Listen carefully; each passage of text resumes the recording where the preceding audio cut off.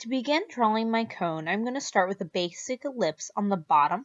Then I'm going to angle the sides up and I'm going to try to keep them at the same angle until they meet. Finally, I'll erase the lines that I don't need, and now I have my basic shape. To begin shading, I'm going to start on one edge of my cone and I'm going to create a mid-tone. Then I'm going to have a highlight and it's going to get a little bit lighter. And as I continue around the cone, it becomes another mid-tone. Notice how I am almost working in triangular sections so that they are wider closer to the base of the cone and they are smaller as they get up towards the point. After the next midtone, I again placed in a shadow and another midtone on the far left side.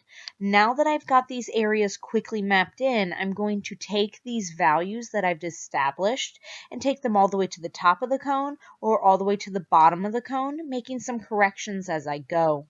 I'm even going to take the time now to fix up the edges as I do this until I get to the point where I am satisfied with the values that I have created.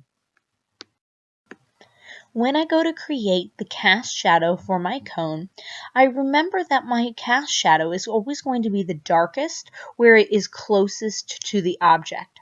So my cast shadow is going to get a little bit lighter as it gets further away. It might get a little less crisp and clean and start to become fuzzy edges because it's a blurred shadow, which is fine to have. The last thing that I'm going to notice that I edited on my cone is I went back and I added my reflected highlight to the bottom edge of my cone that is lifting up off the surface from that cast shadow. And that completes my cone.